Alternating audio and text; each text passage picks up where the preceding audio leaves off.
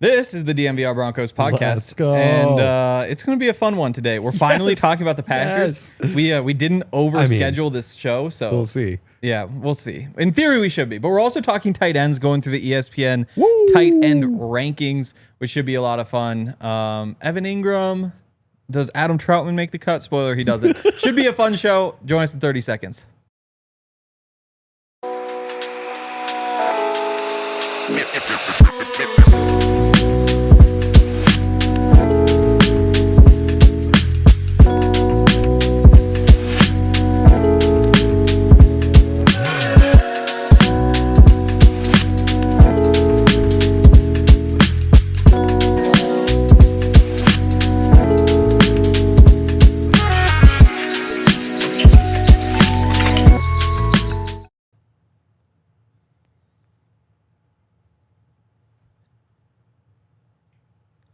DNVR Broncos Podcast. Let's go! We're doing it. Oh my god! I started the draft pod the way you started yesterday, but I was like, yeah, he might not listen to that one. Did you really? Yeah.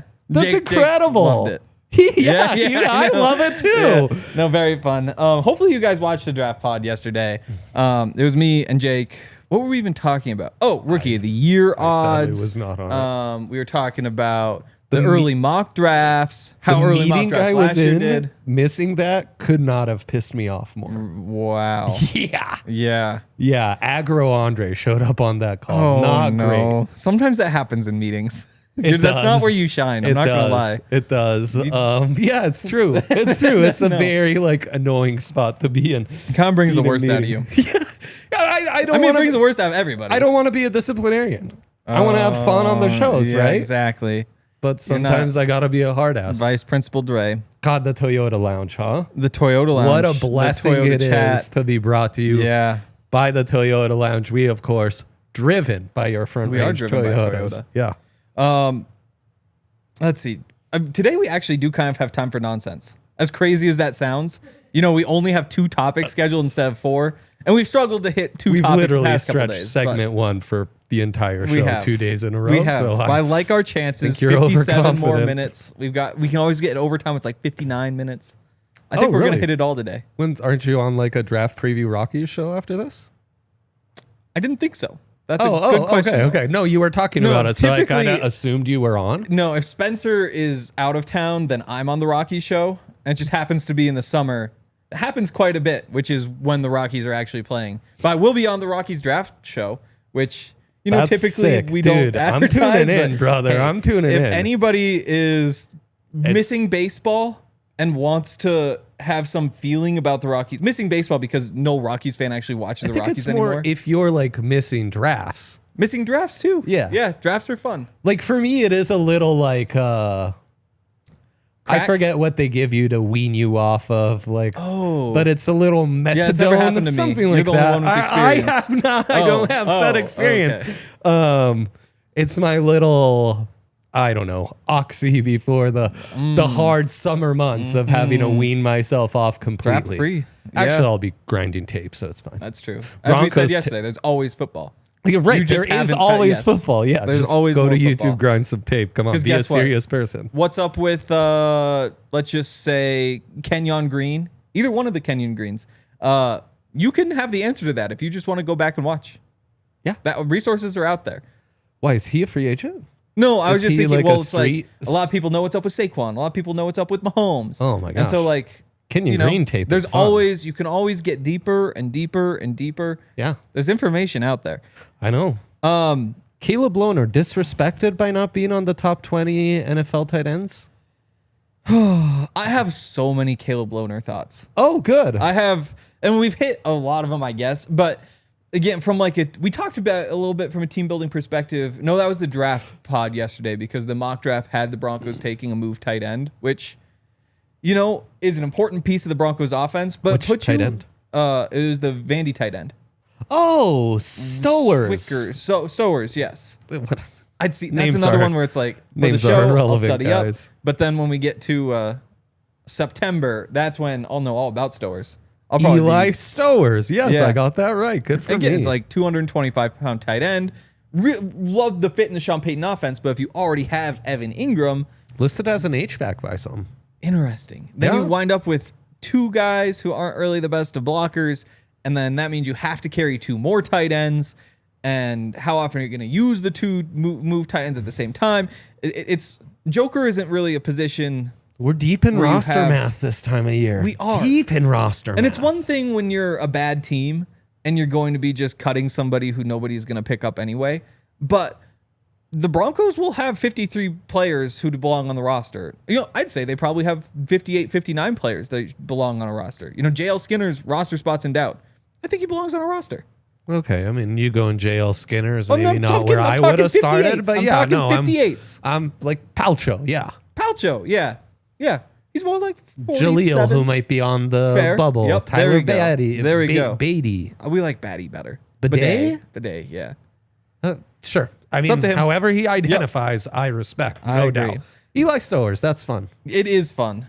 Again, I think just interesting fit roster-wise. I don't know that you need... Like, you look back to the Saints, it's not like they had backup running back jokers or backup tight end jokers. It was kind of like you have your one until you get to Taysom Hill, who was kind of the backup to both, which saves you rosters. Find yourself a double backup. Exactly. It's almost worth 2 rosters, plus the other stuff he does. And he plays special teams. And he also blocks, which is another piece of it that is what makes the tight end math tricky. Blocking's important. But yeah, Caleb Lohner, all that same stuff kind of applies. Where, if he's going to be on the roster, you certainly aren't going to carry 3 tight ends that are Evan Engram, Caleb Lohner, and then Adam Troutner or Nate Atkins. Because are you just never going to run out of 12 personnel? It doesn't. We have to run out of 12. That's the point. So I signed up for 12 personnel. That is. We'll get to talk some 12 personnel today, though, just like we did yesterday. I love Big it. 12 personnel pod. But when we talk about all these tight ends, because it's a weird list. These lists skew awful young, huh? They do. And I think it made me think, I'm such a draft sap. But no, these lists make me think like this is why the draft matters. This is why we obsess over this. Exactly. Because in a matter of a calendar year, you can go from interesting prospect to number 1 at your position in the NFL. Yeah. The National Football League. 100%. No fun league. 100%. Not for long league. As they said in here, so many good. It makes me miss Michael Porter Jr. Yeah. Michael Pumpfake Jr. Oh, Michael so Porter good. Jr. It was great stuff. No doubt. But as they said in the story, again, I guess I should... You guys have been listening. You know the show. You know what these lists are. But 70 voters from executives, coaches, scouts across the league who all send in ballots, rank their top 10s. ESPN compiles and then turns it into a ranking of how the league sees the best at each position. It's ESPN's top 10 on their site. They've run this series all week. We've covered running backs, interior defensive linemen, edge rushers, safeties. There we go. Tight ends. That was only yesterday. Today, tight ends, yes. I think they started this by saying like it's been 5 straight years where the conversation is just Kittle or Kelce. Yeah. That is dead. We have moved past that point. Bye. That was an era of football. It's similar to like I think Aaron Donald, like with Chris Jones nipping at his heels era, or let's see, what other good eras like that? Back in the day, you had like the Revis Champ era, which was pre-list, of course. Yeah. I remember debating TD with Emmett Smith with my friends back in the day. I missed that. I wish I could have. Was Earl Thomas, Ed Reed ever a thing, or they kind of did an overlap? Side note, since things are going too well on the show. I mean, we're actually going to not even touch the subject a segment in. So speaking of the Cowboys, ambitious. My mom is coming with Janice, of course, whom we love, for the Cowboys game. She's such a great listener. Yes. I love Janice. She loves me, which is crazy. Yes. We are going to Casa Bonita while they're here. No. My first ever Casa Bonita trip. Oh, man. Yep. How long did it take to get that res? So as a member of the Founders Club, on Monday, what a flex! On Monday, I get priority access. Oh my god! Because the reservations open for September 8th through like mid-December, and so late October. I didn't know he was a big deal like this. Yep, Hank, you're big time. Yeah, I think Founders Club. You founded Casa Bonita? Well, I'm part of the club. That's news to me. Yeah, But I am excited. My first ever Casa Bonita trip. Oh my gosh, I'm so hyped for you. Yes, it's going to be a very good time. Sopapillas big time. That's what they say. Yeah. Okay, but back to Raise the we're flag. debating Emmitt Smith. Occasionally have like Brady versus Peyton was a good one for a while. Yeah, you think? Yeah, like yeah, there are like a lot 15 of those. years. Yeah, that was a good one. I feel like we, as much as we all hate Travis Kelce for all sorts of different reasons. Personally, the biggest one to me is the Taylor Swift thing. I don't like her.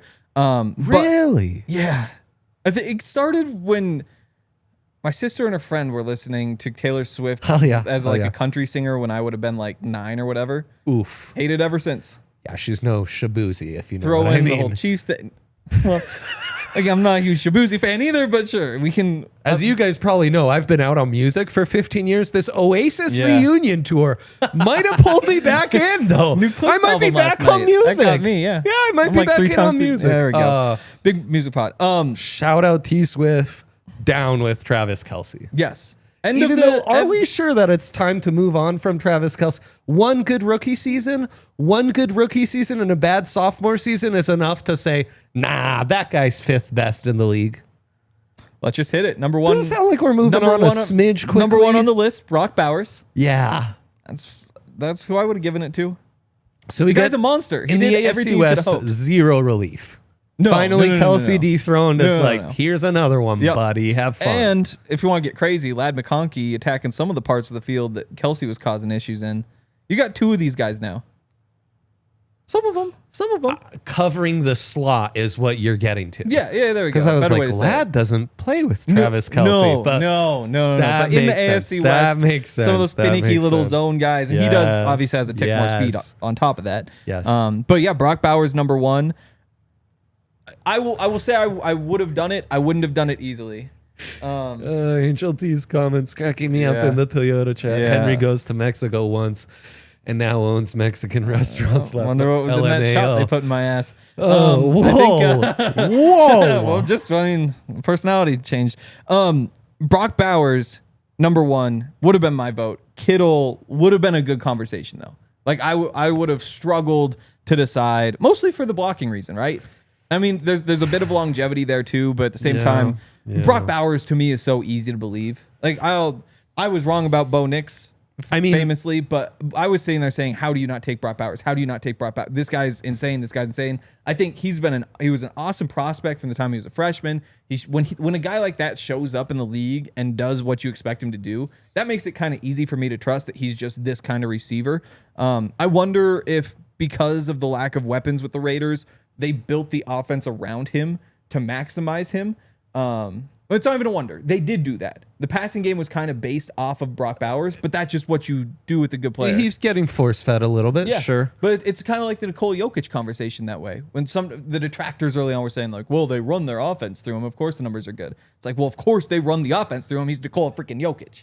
And so I think there's some of that. I think for a tight end to put up big numbers, you have to kind of embrace that role. I think it's similar to a slot receiver in that same way. You have to like, the offense has to kind of be based around, we're going to get him the ball in these spots. We're going to collapse the defense because of it, and we'll work off of that. Same thing. Smart to force feed your best playmaker Totally. regardless of position. Totally. And I think maybe Kittle doesn't get force fed quite the same way, although last year with the injuries, maybe more so. Yep. And then Kittle with the blocking. And get long term, I think Bowers And the fit in the improves. scheme and the longevity. He And the also longevity. he has he was 3rd in the league in receiving yards for a tight end behind Bowers and Trey McBride. Went over Shout out Trey McBride. 1,100 yards last year in just 15 games with the Niners. On under 100 targets. He's the only top 5 tight end in receiving yards to do that with under 100 targets.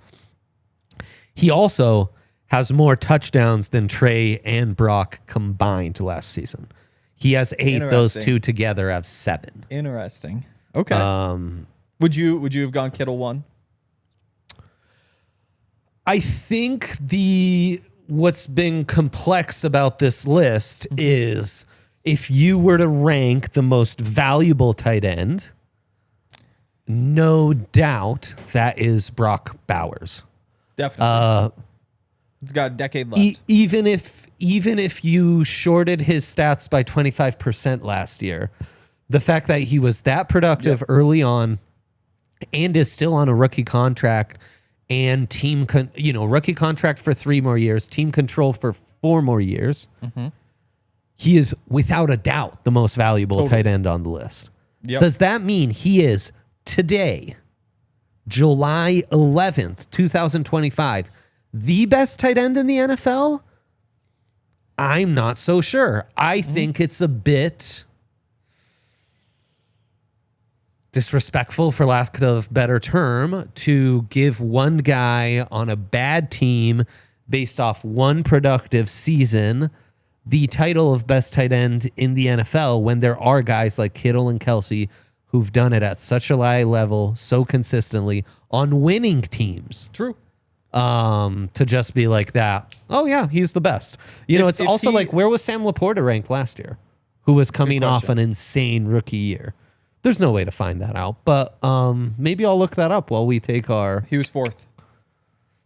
Yeah, so, We'll circle back, because, Bowers is a step above what Laporta did. We'll circle back. Yeah. First, though, we have...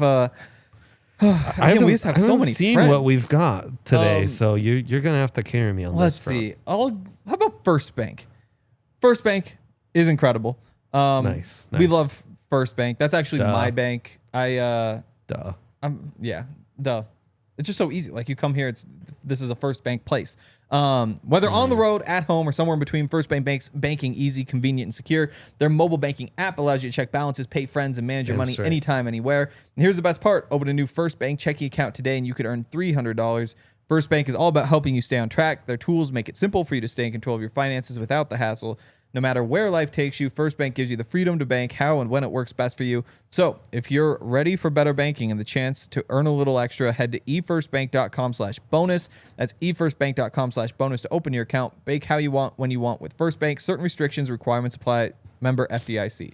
Oh man, Angel T is cracking me up. And a shout out to our friends at Red Hawk Roofing. They are, true homies, true Denver sports lovers, and roofing's what they do, man. So if you want some real homies who will love the fact that you are a DNVR listener, diehard, just like them, they tune in every single day on the Nuggets show. It's a great thing. So yeah, go with the pros and make checking your roof a part of your spring cleaning routine and catch any issues or repair before they get out of hand. There's no project too small for our guys at Red Hawk. They're your go-to for everything from minor repairs to full roof replacements on your home or business. They've been doing some incredible work on Adam Mars's roof recently. Supporting your local teams means also supporting local businesses like Red Hawk Roofing. If you are looking for a new roof over your home or business, be sure to check out Red Hawk Roofing at redhawkroofing.com or call 720-771-8921 and tell them DNVR sent you. So, Brock Bowers has 74% of Sam Laporta's production. Laporta's played 2 seasons. Isn't that kind of crazy? So, Laporta's a rookie, 86 for 889.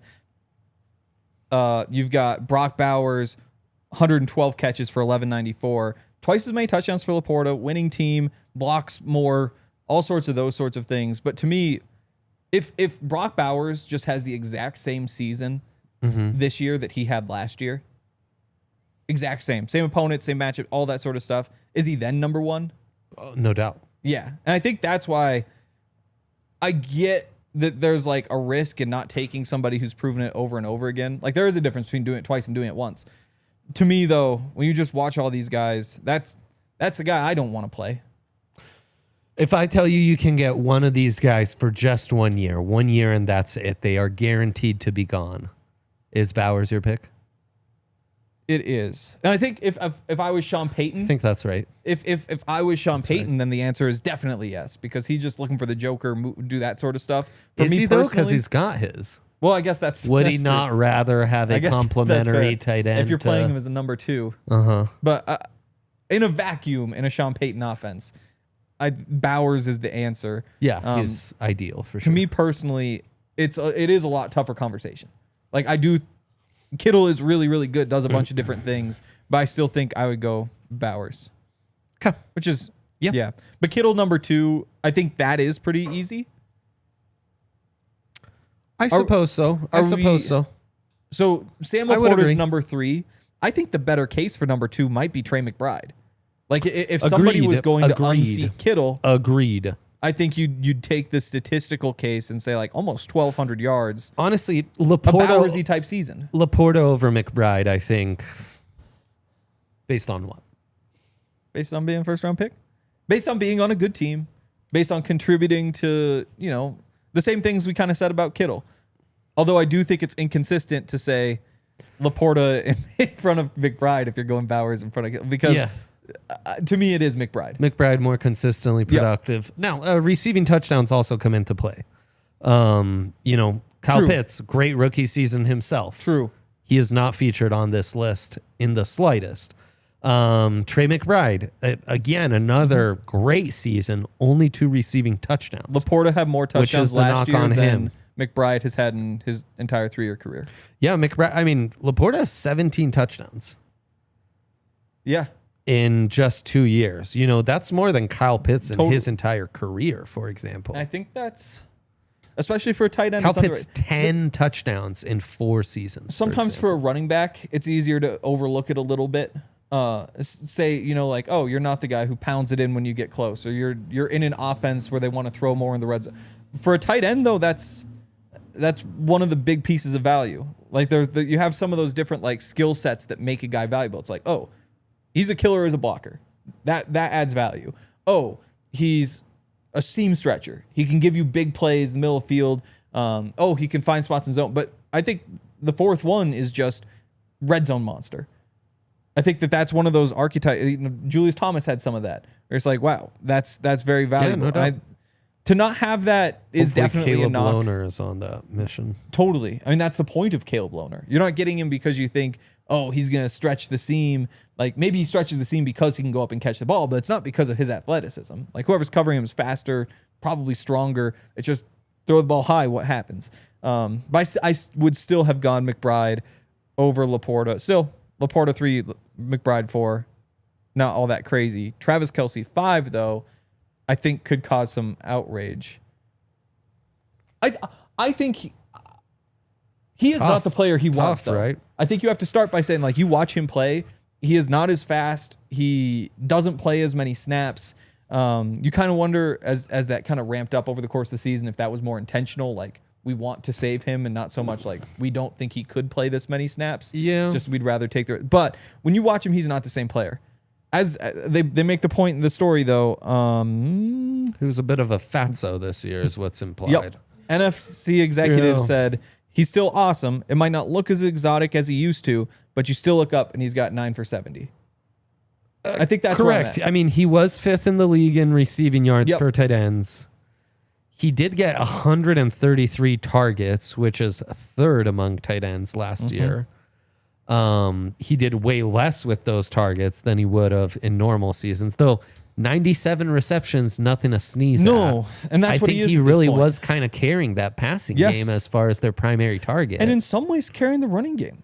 I think when they kind of realized late in the year that they couldn't run the football, they start going to a bunch of swing passes, a bunch of screen passes, and a lot of just tosses to Travis Kelce in the short areas of the field, kind of supplement that running game so that it doesn't hurt you as badly that you can't run the football because you're still finding ways to get those consistent short yardages.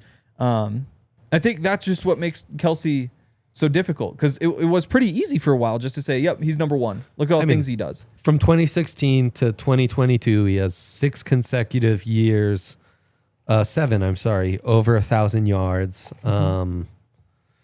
Most of those seasons over 8 receiving touchdowns. And the last 2 years, under 1,000 receiving yards, and 5 touchdowns in 23 is the high water mark, So he has lost a little bit in being that mismatch threat and being that red zone threat. But I wonder who else would be in this category of the positions we've talked about already. Was Chris Jones getting more of a benefit of the doubt than Kelce?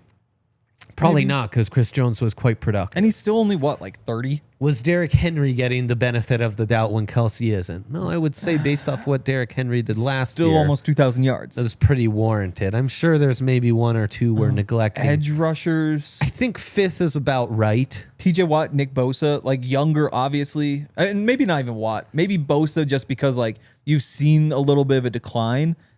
But Yeah.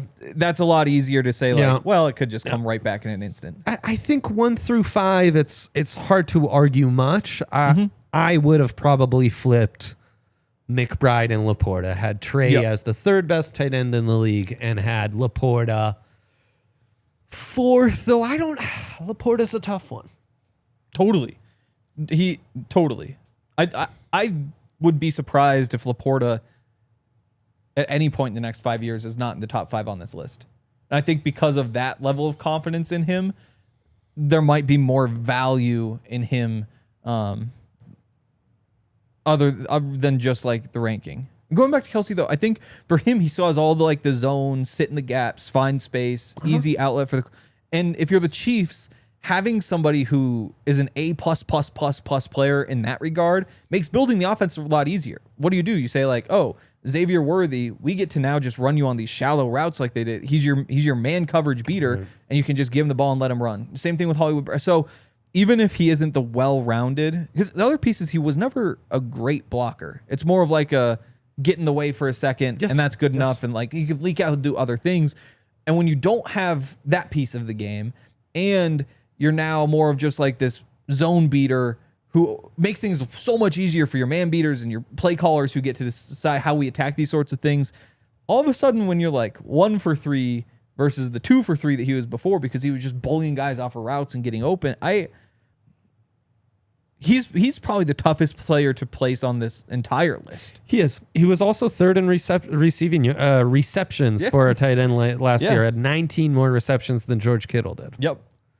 Again, and like for an offense like that in 16 games, Yep. I do think that is impressive. He kind of supplements your running game, noting. which is tough to quantify. Yes, he is your short passing game specialist. So number 6 is Mark Andrews. Is there any case for Mark Andrews? Actually, that's not even the question. There is a case, I think, for Mark Andrews in front of Travis Kelce. It's just, do you buy that case at all? I mean, just a year ago, he's a no-brainer top 3 guy, right? Yep. He was number 3 last year. He was behind number Kittle 3. and Kelce, of course. The problem with Andrews are the injuries. Yep. And that yet damn drop in the playoff game. He still played 17 games and led all tight ends in receiving touchdowns with 11. Mm-hmm. And that's where Andrews has consistently stood out. Is he is just he's the I mean, you mentioned it as one of the tight end types. He is the leader in the clubhouse as far as what'd you call him? Red zone hosses? Yeah, No, I you think that's didn't what I use said. the word No, hoss. I think I said hosses. Hosses is it's a a great good word. It's great. Better than word. buddy? Yeah, for sure. Okay. Toyota chat, do you guys think that buddy is a slur? Also, only Out of to white context, wow. guys. Does that mean Interesting. if I say it to a non-white Interesting. guy, that's We'll see. Also, I was once on SB Nation Radio talking draft rankings, told them that Trubisky was going to be a bad pick, a bust. Wow. Forget what quarterback. Deshaun Watson. That's Shoot, that's aged outlier. poorly. But I came into their segment right after they were trying to rank white Americans in the NBA, and it was clearly stipulated that white Europeans would not count. As they shouldn't. So I wonder, as someone who grew up in Italy, identifies as Whoa. Italian, is you buddy a count? slur to me? Wow. Yeah. Interesting. We'll let you guys think about that. That's a good one to leave on. Oh man, that's fun. Yeah, wow. That's fun. We're we gotta give a shout out to our friends as usual. He hates that transition. Yeah, I don't know how to transition. doesn't I don't. know. I have no. He The thing is, doesn't when we know. have to have the little graphic pop up, there's no smooth transition. There's always like the pause. You could do for some reliability. I also liked how Where you could I said find some pause, the reliability? little like stance Pause, and yeah. arm gestures. That was very good. Thespian of Where you. would I get some? What would you say? Stability. reliability? Is what I said. Yeah, something with an ility. Yeah, what tight end would Toyota be? Okay, Toyota is the answer. But yeah, what tight end would Toyota be? Shannon Sharp. So Honestly, I mean, they're very Tony Gonzalez. Now we respect Tony. Don't like exactly stan him. no, certainly don't stand him. Though I do the great Chiefs that never won anything have a special place in my heart. It is. It's like, congrats dice, on like, being an all-time great with similar to, like, 0 rings, a loser. Josh Jacobs with the Raiders. We'll talk Josh Jacobs later, hopefully. Toyota but just, would like, never, by the killed the way. Broncos Toyota's over and over. Jordan level rings. Yes, but then Josh Jacobs never actually did anything, so it does feel it's like Priest Holmes. You destroyed my childhood. Doesn't matter though. You don't get to enjoy it. Yeah, go have yourself, Yeah. Priest Holmes. Rotten hell. Honestly, buddy. it might be Travis I hope Kelce. he's alive because Again, I do not want him to rot in hell. Travis That seems Kelce had the inappropriate. versatility and all that sort of stuff. Uh-huh. And then even as like a 36-year-old, there is it might not be what he once was, but boy, still being there at 36 at all sure is good, and that's a Toyota. Impressive. The reliability over long periods of time. Whatever you're trying to do, whether you want to get off the roads, whether you're trying to help the environment, they've got all the different hybrids, more low and zero emission vehicles than any other automaker. SUVs get you off the road, all sorts of different stuff. Visit your Front Range Toyota stores, a location near you. AutoNation Toyota, Arapahoe and Centennial, Corwin Toyota in Boulder, Groove Toyota in Littleton, Mountain States Toyota in Denver, Stevenson Toyota East, Aurora, and Stevenson Toyota West in Lakewood. Toyota, official automotive partner of the NFL, official vehicle of DNVR. Let's go places. Jeez. Let's work on that tone when we say let's go places. Let's give it Let's a little go more places? pizzazz. Yeah, there you go. Okay. There you go. A little too dry for me. Oh, really? You know it should be dry, though. Your floor! Empire today, Empire today, Empire today, Empire today. We love a good wooden floor. Makes us feel like we're on... Did you ever figure out UCLA's home court wooden arena? Yeah. Shout out to John Wooden. Great guy. Wooden court. Loved his book. I've never read it. Samesies, but it's one of those you I get did for just get a Christmas, new book, you know. though. And It actually is waiting for me to get home. No, after this is the more important. Empire Yes, Today yes, read? yes, Okay. yes. So yeah, you know, home court advantage, bang. Empire Today's got you covered. Look at that awesome offer, up to $350 off for our beautiful listeners. You've been watching this shows for years, and you've seen our Empire Today floor for a bazillion times. Your eyes have been blessed with this beautiful wooden floor that they took care of so masterfully, so quick, so easy. And you know why? It's because this is what they do. You're going to go to one of those big box stores, not naming names, you know, maybe one that has the initials HD, you know? Yep. It's a depot of some sort. Or, you know, other box stores like that. It's going to take 5 minutes to get anyone to acknowledge you even exist or are trying to get help. Totally. Once you ask them for help, they'll be like, no, I don't know. Look up on the website. Every time. I started yesterday. I literally don't know about floors whatsoever. Yep. Empire Today is going to be like, floors? That's what we do, baby. And they're going to take good care of you because they've been with us a long time, and they'll be with you for a long time. Schedule a free in-home estimate today because some things are just better at home. DNVR listeners can receive a $350 discount when using promo code. That's right, folks. DNVR. Yes, you heard it right. $350 discount code with our code DNVR, exclusive to our listeners. Restrictions apply. Visit EmpireToday/DNVR for full details. So, my new book, Yeah. waiting for me. Yep. It's called Game Planning with the 2024 Denver Broncos by Bobby Peters. It's like 8 to 10 pages on every game of the season, how they approached every defense. I've bought one of his books before. Bobby P, huh? Yeah. It was actually, so 2 years ago, he did, it's like Sean Payton's red zone offense. Oh my gosh. Yeah. And I love that this was guy. great. I was out on a boat one day. It was for the 4th of July, just sitting there reading my book. Bobby Peters working. Should we reach out? He just writes these books, I think. I was thinking, like, after I read the book, having him on the show. Bobby P, if you're watching this, Yeah. hey, we love your name. Yeah, we yeah, love true. your name. Yes. Very excited about it.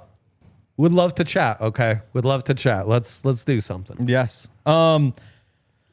All right, back to these tight ends. Mark I think we're doing Andrews. pretty well. Mark Andrews. I mean, we've gotten through 6. Mark and Andrews. We're past halfway. So If I were to say Mark Andrews, Travis Kelce light, similar in like the finding little spaces, similar guess. in like the more bullyish against man coverage than the similar speed. with fades and big beards. Also, I mean, that's just a tight end. I think I think the case is that, hey, he's still only 29. Best is still in front of him. And I also think that you get to play with Lamar Jackson, who nobody really wants to talk in depth about him as a passer. It seems like whenever people talk Lamar Jackson, it's like, of course, oh, incredible athlete. And the past few years, it's been like, oh, now he's a good passer too. And then you kind of leave it at that. In particular, it's all the stuff over the middle of the field, the parts of the field where a tight end really thrives. I think that if I were a tight end... Between the numbers, yes. I think Lamar Jackson might be the quarterback I most want to play with. Mahomes, I guess, would have to be right up there because we've seen it all with Kelce. But I think just the way that he plays the game, I think that's very tight end friendly. And if you're a tight end specifically? Yes. Yeah, probably. And I think that I don't want to use that to discount anything Mark Andrews has done, but I do think that in some of those... Well, it's always how much help do you get? Mark Andrews, I think, gets quite a bit of help. Lamar is the only quarterback that has 2 tight ends in the top 8 of this list. There you go. Yeah. There you go. Isaiah Likely at 8. Might as well say TJ Hawkinson at 7. Iowa, the only school that has 3 tight ends in the top 7. And none of them are Noah Fant, unfortunately. Spoiler. Don't mean to spoil the end of the list. Noah Fant. Might as well round it out. Number 9, Dallas Goedert. Number 10, David Njoku. What stands out from this back half of the top 10? Obviously, you get the 2 Baltimore guys. The Njoku love's kind of crazy. Yeah, I would agree. Late bloomer. To say the least. To say the very least. 29 now. It's tight ends age so weirdly that it's tough for me to sometimes put it in perspective. So had 1 500-yard season in his first 5 years, has 628, 882, and then 505 in 11 games last year. So just all of a sudden turned 26 and just became one of the league's top 10, obviously, receiving tight ends. Still not much of a blocker. And I think when you get to this point of the list, that's where... This is where Zach would have qualms with yes. Njoku being ahead of Evan Engram. He would. Because by comparison, very similar. Yes. The last several years, throughout their entire careers, they were drafted both as first-round tight ends in 2017. Engram, the 23rd pick, Njoku, the 29th pick. Engram has almost 1,000 more receiving yards. 1,200 receiving yards more over his career. Njoku, 5 more receiving touchdowns in his career, with Njoku having the slight edge of 0.8 yards on his average yards per reception over his career. And they both peaked in 2023 when they both had career seasons. Yeah. And it feels like that's what's carrying their ranking for the most part on this list. So Hawkinson, Goddard, probably deserving to be that next group. Likely interesting. Jonnu Smith. Yeah. Hell of a season last year. Let's hit honorable mentions. So again, this is based on the votes. 11, Dalton Kincaid. 12, Pat Freiermuth. 13, Hunter Henry. 14, Evan Engram. 15, Cole Kmet. 16, Jake Ferguson. 17, Jonnu Smith. Let's have the Evan Engram big talk, and then we'll get to Jonnu. So Evan Ingram's 2023 does a lot of work for his resume. A lot of work. No doubt. If that season didn't exist... Some of his early Giants years were pretty nice. You'd be saying good, solid receiving tight end. But it is that one season with 114 catches, 963 yards, only time he had over 800 yards in his career where you say like, oh, there is this level of juice. This level of possibility is in there somewhere. Can we get it out of him? If he didn't have that year, then all of a sudden, David Njoku in front of him, probably an easy decision. I think you subtract 2023 from both of them. Then, first off, they're not really interesting. Heavily featured on this list, but for the debate of Njoku v. Engram, you would also. I wonder who I ranked higher in my final 2017 draft. That'd be fun. Yeah, it'd be Engram if you took both away. Like Engram, to me, I think that is the step. I mean, his rookie season, 722 receiving yards on 115. That'd be 6th in the NFL last year, just barely behind Laporta. Totally. I think with Engram, the lack of consistency is kind of tricky to put in your head, like figure out how do you look at that? We're Because in that tier though where consistency just isn't a thing. I agree. But that's kind of what's missing from him. Because if he was putting up 700 a year, then all of a sudden you're way up at the top, obviously. And I think that going back to that first conversation with Brock Bowers, for a tight end to put up big numbers, you have to build the offense around him. Like that's one of those guys you have to, I think, choose to feature. You have to choose to kind of, we are going to be looking to him as like an option. We're trying to break the defense with him. And when you look back to those Giants teams where Evan Engram was for the first 5 years, I don't think that was the case. You know, you've got OBJ, you've got Saquon. Like, you weren't trying to build an offense that kind of works inside out off of Engram. And part of that is because he was seen as a seam stretcher early in his career. You know, he was the guy who's going to clear things out. I mean, he is. Because of the speed. And that's where when you get to the late Jags stuff, where all of a sudden it's the 114 catches, working against zone, you see this more well-roundedness. Again, that was kind of potentially the 1 year in his career where he was kind of the featured piece of the offense. He was the guy where everything works off of him. You're not running it through Christian Kirk or Travis Etienne. It's through Evan Engram. And I think when he was semi-featured, he also was pretty well productive. Yes, he was good. Yeah. He was good, but he wasn't top 10 good, you know? Not far off. I mean, Njoku is 10th. A lot of... So I would argue fair, right on that line. Fair, yeah. Again, Njoku, the difference is that he, to me, has like 3 straight years where you see like, yes, he had the big rookie year, and then it was kind of down, and then it's boom, boom, boom. He's kind of this guy now. Whereas even recently, I would say Engram, maybe the ebbs and flows aren't quite as big. It's just last year with Engram that scares you a little bit when the yards per game goes down to 40. Whereas Njoku, both of them very similar in that they missed a lot of time, but there was just they're fairly comparable to me. Fairly comparable. Yeah. But I think small difference there. With Engram, to me, though, getting back to the point, it's that can you build the offense around him? And I kind of think the answer is yes. You can kind of build the passing attack inside out using him as kind of like that.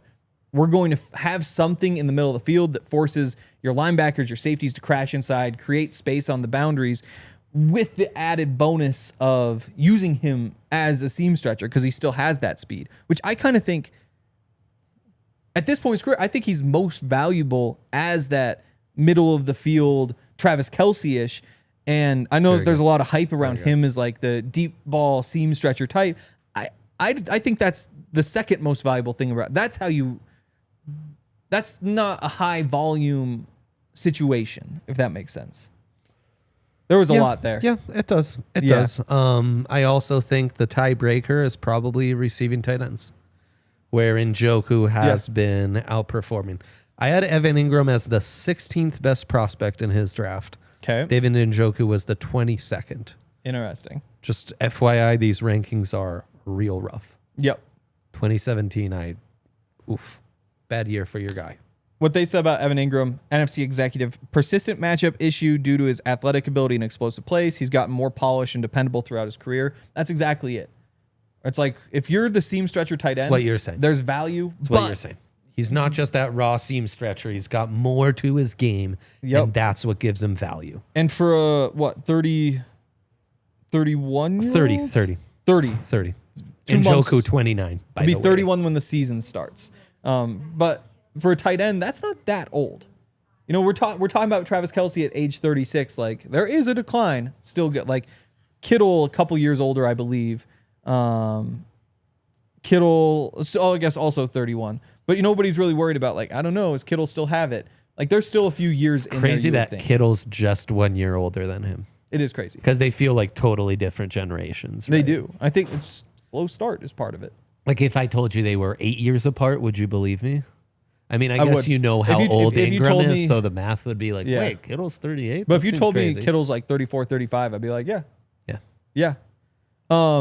Anything else here? Jonnu Smith is awesome. Tucker Kraft not being on this list, I think, is quite disrespectful. Oh, that's a nice little transition, too. He's been... Also receiving votes, you've got him, you've got Kyle Pitts, Dalton Schultz, Juwan Johnson, Zach Ertz. You're going to let your FCS guy get disrespected like this? We have FCS pride over here, Anti-Dakotas, man. But yes, I should defend him. No, I mean, very good tight end. And I think on a list like this, He's kind of been a beast these last 2 years, man. I think what we decided was receiving ability is kind of that's the 65% versus the 35% blocking. I think it's the rarer trait. That's like exactly. edge rushers getting after the quarterback. Yes. Tucker Kraft, the ability to, in that offense in particular, be that inline tight end who can do different things. I think that kind of gets underrated. It's also a big boy, though. He can like move his weight around. I mean, he was also extremely efficient, like having 700 receiving yards and 7 receiving tight ends touchdowns on just 70 targets is absolutely. That's no joke, man. No, and especially when you throw only in 24. Like with how skewed this is towards the young guys, I'm surprised Kraft isn't getting more love. I think it's just because they undervalue blocking. To me, that's what it is. Yeah, but shit, he was super productive too. Oh, totally. But I mean, like, and then Jonnu Smith being 4th in the league in receiving yards seems crazy to not be on this list, or just be the last honorable mention. And that's the thing, is that there's just so many guys in that, like, oh, he had 650 yards.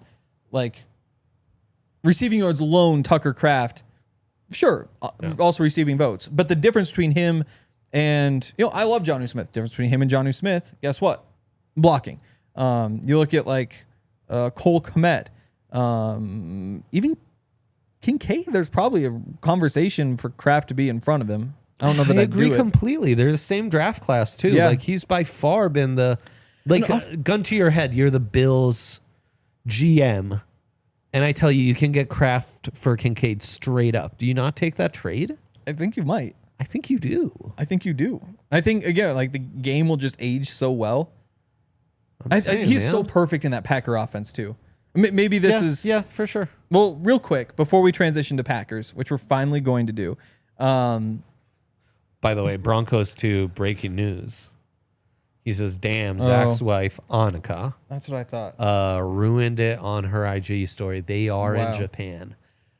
Damn. That's great. Love that. Before Japan's hot. People... Hot as in like... Everybody's going to Japan. No temperature. Okay. Before he took me into deep waters. That was scary. There for a second. Yes. Before we talk Packers, want to give a shout out. Remind everybody to become a diehard. It's a good time to become a diehard. DNVR, all sorts of good stuff. You're not a diehard yet? No. Well, I am, but they merch, events, all of Hank's amazing content. That is like a book. All the film rooms you've written this offseason, you could save those all for some summer beach time reading. You've got Hank published a book, basically. I believe a short book. He's publishing other short book would be like 30,000 words. Yeah. Film rooms, if there's 7 draft picks, 8 if you include the undrafteds, probably 5 or 6 on free agents. Caught 5 on free agents. Yeah, you got one up for DJ. 13. So if they average 3,000 words each, which they...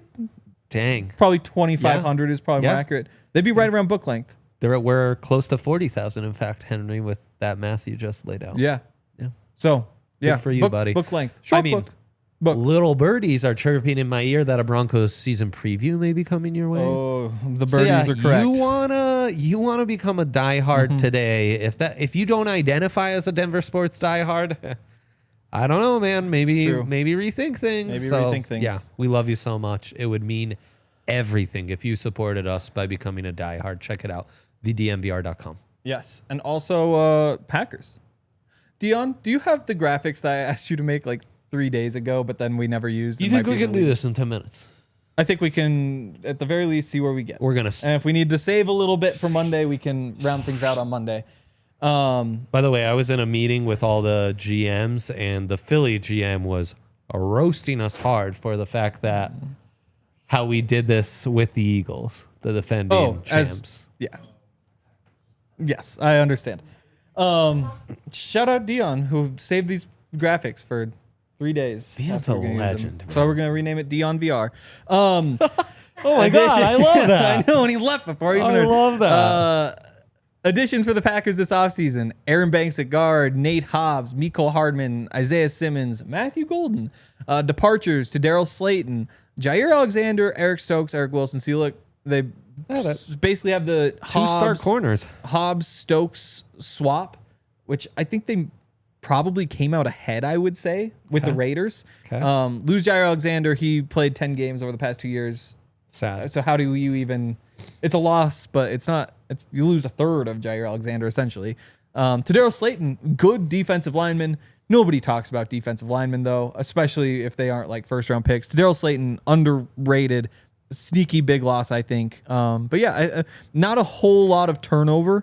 Obviously, trying to add a little speed to the boundaries with those receivers. And maybe that's a good place to start, is the Packers receivers. I guess I'll frame the question this way: How do you defend them? What is Pat Surtain just locked onto one of these guys? Is it just put him on his side? Because they've got a lot of dudes, but they might not have like a dude. No, you're right. And it's not one of those teams where you typically will be moving Pat around the formation. I agree. That is that's going to be the hard part here. Is should also say this. This is the December game, mid-December game, week 15 in Denver. So just get that in your mind. I know we're all in summer mode, but it's a little different vibe of football at that point in the year. Both teams probably pushing for and playoffs. by then maybe Golden emerges, maybe Romeo Doubs emerges, maybe Christian Watson figures out some of his drops and has emerged. Maybe Savion Williams has a breakout rookie season, and then it's more clear who you put on Pat. All things equal, maybe you put him on Christian Watson, who's the most dangerous of those wide receivers, as a deep threat, and you just take that away. And all of a sudden, even if that guy is stretching your offense with his deep speed, there's nothing to worry about in the secondary because it's like Pat's going to take that. We're going to trust him on that one-on-one matchup. Right. We're not worried and we're about going to operate the rest of the secondary can operate as if things are same as usual. And on top of that, that's their big guy. He's 6'4". Like that to me is the matchup where Pat really thrives. Watson. That type of matchup, that style of player. Whereas again, he also thrives against every other receiver. But if you were to say like, how about Matthew Golden? Just the speedy little guy. Pat will swallow him up at the line of scrimmage more often than not. But to me, I prefer Pat against a little bit bigger receiver, big target, get your hands on him, fight with him, not have to worry so much about the quickness. Again, you bet on Pat in any matchup, but we've seen what he's done against a Jamar Chase, who is shifty as fast, but also bigger, big target, get your hands on him. I like that versus like the Tyreek Hill archetype, where it's, do you play a little bit off to defend against it? And I think for that reason, Christian Watson probably is the answer. If you follow somebody, which I'm still probably wouldn't. Probably wouldn't. Maybe on third downs. Third and long, maybe you do put him on Christian Watson. And Romeo Doubs might be the other guy I kind of look at. He seems perfect for Riley to cover up. True. And, Matthew Golden and Jahdae Barron, they were literally practicing against each other with the Longhorns mere months ago. So that seems like an easy matchup to kind of match up those two rookies against each other. And this is one of those games where it's the difference between the Packers wide receiver 1 and wide receiver, even like potentially 5, might not wind up being that big. 4, I feel like there's a good chance. 5, Who we're I not think, talking about is Jaden Reed. Totally. The Jaden leading Reed receiver may very well be the guy that you have Pat follow around. He might be. It's kind of being their most consistent deep threats the last couple of years. So. To me, former Michigan State Spartan. I think you hope that Jahdae at this point in the season, you trust enough to put him on Reed. Because that's another one where you just look at the matchup. And I think that's the kind of, the style that you'd want to match up with. But a lot depends. I think time will tell, though. I mean, it's totally right now we can speculate, but once you get to December, it'll be a lot more clear cut how you want to go about this. Maybe the other way to frame it is just that they've got 5 different guys who could pop. Yeah. And at this point, if one of them pops, they will have popped by then. And so it might become young like receiving core, but one without necessarily a blue chip no-brainer. Yeah. And then the running game. Josh Jacobs, who averaged more than 100 yards a game against the Broncos when he was at the Raiders. More than a touchdown a game. Like, thrived in that new scheme under LaFleur. By the numbers, an all-time Broncos killer. There aren't a lot of running backs who can match what he's doing. Skill position players in general. Yeah. How many of those are against Vance Joseph defenses? Like half of them? Jeez. So 2019, he was a rookie. So that would be Vance in 2019 and then Fangio 2020. Or was Fangio there in 2019? I got you. Give me one sec. Dates are hard for me. I know. I think it might have just been all Fangio. Okay. 2019, because 2021. Vance leaves in 2018. There we go. And nothing came in 23. 23. I would imagine it did, but he did miss 4 games that year. Cool. But last year, second best season of his career by totals, 1,300 rushing yards. Guy's a monster. Still Broncos killer. Well, and still the biggest area of concern for the Broncos defense.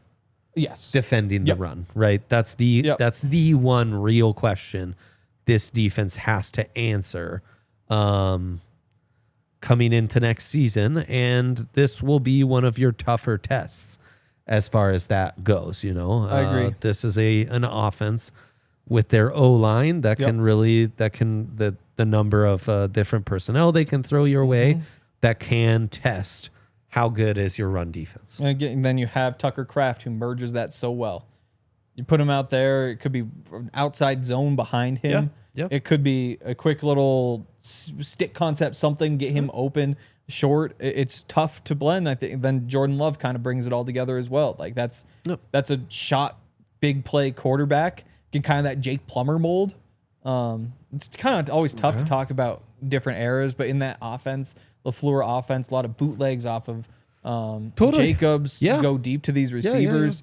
I mean, you kind of go back to like the Russell Wilson playbook of how you defended Russ when the Broncos would play the Seahawks. Like containing him in the pocket's going to be real important. You got to kind of treat him like you do Josh Allen, in fact. Yeah, you do. Kind of how you treat Mahomes.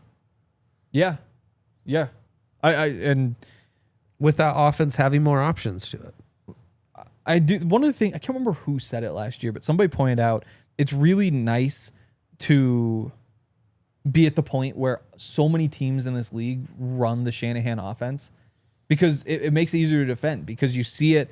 The Broncos have the joint practice with the 49ers, I believe. And so in that one, there's a practice where you get to practice against it. You have games throughout the year where you get to see it. And so it isn't quite, maybe novelty is the wrong word because it wasn't really a novelty offense, but it's just become so well known that you know what you do against this offense. You've tried different things against it. You've seen your results with the current version of the team by this point in the season. I feel like we grew up on it, yes, exactly. I kind of feel like, watch those backside runs. And Jahdae Barron will be in this system. He'll have seen this 5 times himself by this point in the season. So I like the idea of getting them later in the year. I think that this probably turns into a ground and pound type of game. Because of that, it's ground and pound and shots, right? Like when you're running the ball, you're trying to then build deep off of that. And that's what the Packers always want to do. I think in December football, again, they play at Lambeau, but like that's what ground they and want to do. Ground and pound shots all while stretching you laterally. Yep, exactly. Stretch you laterally, only to attack you vertically. And then philosophically, that's what you're doing. I think, again, the Jordan Love conversation, he was really good at first, then took a step back last year.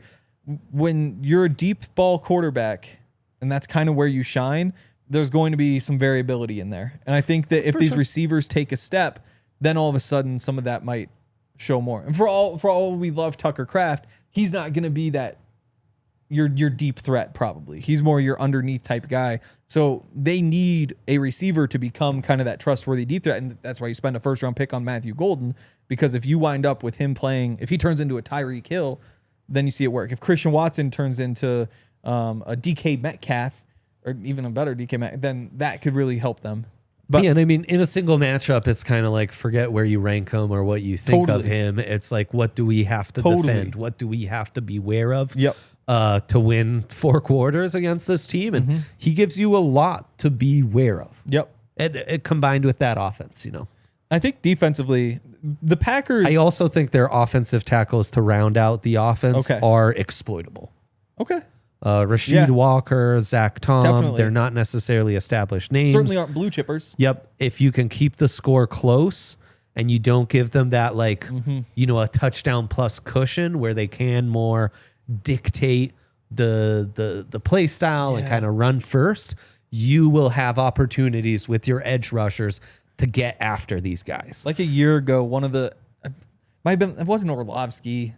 But it was one of like big national analysts did like this whole Zach Tom thing, who's the right tackle. Yeah. The Packers, about how like what they did is awesome. To be able to take a 4th round pick and turn him into Zach Tom. Yeah. Awesome. But at the same time, it's kind of the reason why you don't take 4th round tackles, because then you're like, well, what do we do with him? Like, do we actually start this guy who he's never going to be like the best. We're going to want better. It's nice we turned him into like, oh, he's a top 25 tackle and you got him in the 4th round.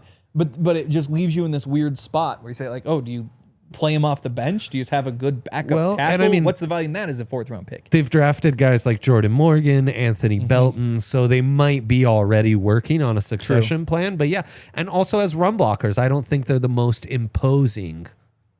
We are going to overtime. So if you're watching us on TV, then go to the website. DNVR.com. The DNVR.com. No. Wait. No, you're right. DNVR.com. Wait, I'm right. You said that. Watch us there. I said it incorrectly. I made a mistake. Oh, you said the thing before. People make mistakes, man. Yes. People on YouTube have no idea what we're talking about right now. They are clueless. Podcast listeners in particular, just like, wait, what is this that happens every day? What is happening? Yeah, I think the moving to the Packer defense. Defense. The trenches for them, the front 7 for them, it changes, but it's always good.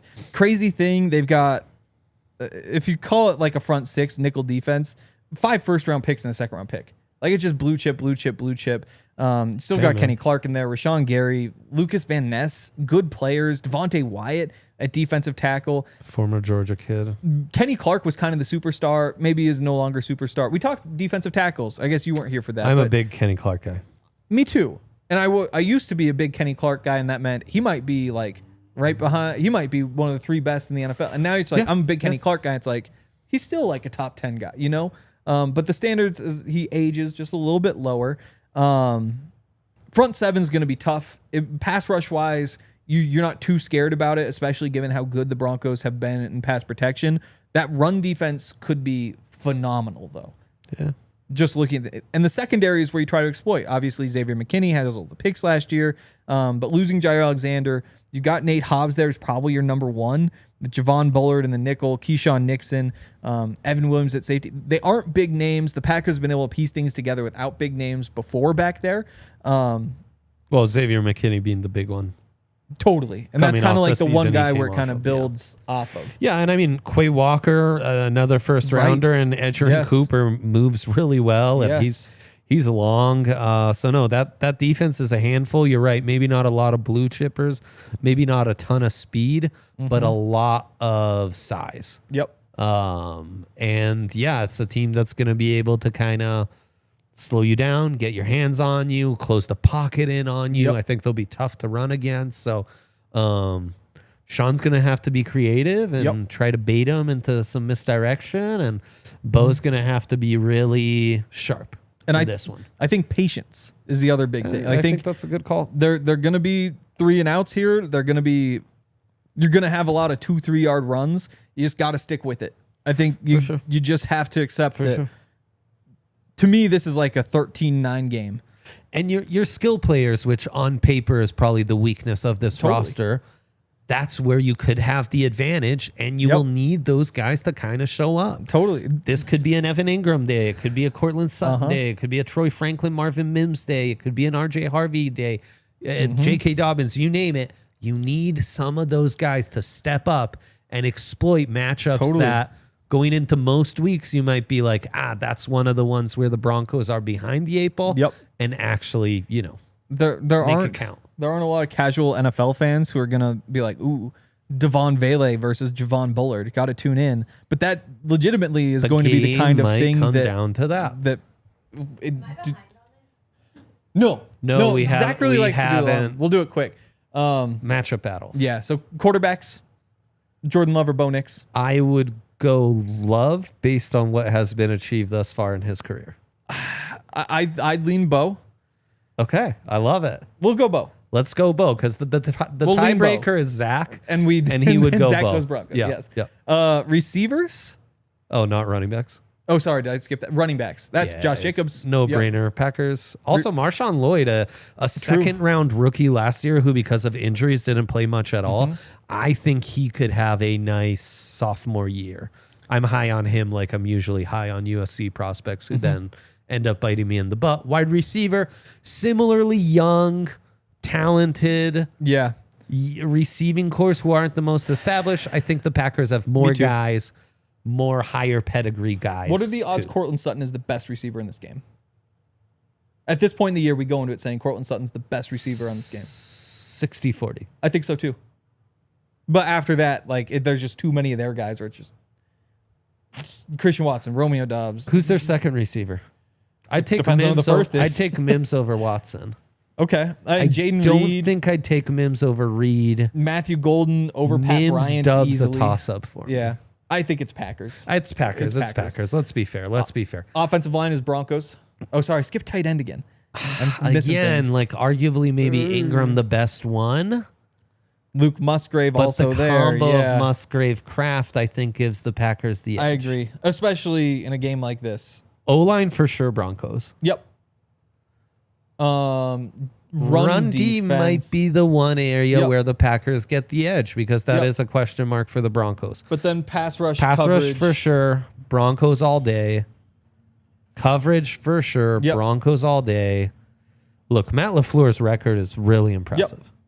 Really impressive. There's our guy. A goat just walked in, and we love it. Coach is tough. Imagine I mean, a goat in here. so this becomes a little Brock Bowers Kiddly, right? Totally. Like, who's the most valuable? No doubt it's Sean Payton. I called up all NFL owners and said, hey, your coach just died in a car accident. We've got two options for you. Yeah. Sean We've Payton got a game this week. or Matt LaFleur. Yeah. Everyone takes Sean Payton. I believe so. Everyone. Yes. I believe so. Career achievement, though, What if who's it's been Kyle the better Shanahan? coach over the last 5 years? Totally. I'd probably give the edge to. I don't know. It's hard for me to be fair on these because I'm obviously just inherently biased. Yes. It's also I'm tough just because a cool guy. we initially you know? didn't have coach on this because it's like, what does that even mean for a one-off game? Zach, But then, but then then trick the pull we do and have give the to- Broncos the edge on everything. It does mean Sean. So like in a 1 week game plan for this particular game, like Packers don't. Yeah, it's unfair to say they don't really game plan, but they kind of run their system more so than like Sean Payton. Everything changes week to week. It's been Sean Payton. decided. Alyssa was right to give the check mark. Yes. Zach is going to hate this. Could we put, when we post the screenshot, could it have the comment pulled up that says Zach is going to hate it when we put it on social? So the graphic has Broncos Tubes comment, like that is how we publish it on social. I would love that. Yeah. I think that really like illustrates the vibe we're going with on this. I think it does. And I think. Oh, okay. By the way, Broncos do have more check marks. Totally. So I think we've, and again, I'm we gave him literally quarterback. getting bullied on calls now because of these. I've heard that. So Dre, the GM, by the way. I mean, Yes. irrelevant to the show, But I but mean, when just- I'm in meetings with other Yes. GMs, But- then I hear about like, oh, I saw your graphic on the Eagles, Important to note because or I'm like, why are diffusing you getting death who's calling threats Dre from about this? ASU? Yes. On the Buffs. Be, All right. you know, whatever. We did the case show. may be. We'll be back Monday. Crazy Let's thing about go. Monday I show. can't wait. We've got tackles and interior lineman rankings dropping over the weekend. We've got quarterbacks on Monday. Original plan, we'll just do all my three. God. Not going to happen. We'll have to figure that It out. could be a 4-hour show. I mean, You I'm guys could free. have the rest of the week off, and we just record for 4 hours that day. That would be kind of fun. Alyssa's the head of production, and she's produced our show beautifully, by the way. Yes. I'm sure she hates that. She's avoiding Yep. eye contact right now, which is glorious. Yep. Zach, this has been such a pleasure. Hank, fuck, I really ruined that. Luckily, like a we're not pleasure. on OT, so I could say the F word. Broncos too, Daniel. You guys have all been so nice. I can't wait to come back. Boy, I really screwed that up. It's the end of the anniversary day. I've done everything right, and I call the wife by the wrong name. Hate to do that. This is basically the fumble. Yeah. The It AFC is. Championship They had it won. after the They drive. had it won. I just committed the fumble. So I was high on the Browns, as we mentioned yesterday in our power rankings. You So can have them. What a joy this has been. Hope Zach enjoys Japan. Hope Henry will forgive me, but I love him so much, and I've had so much fun doing this with him. Thank you for all the kind words. So much love to you. Mile high salute to you all. We all silly like the mayor.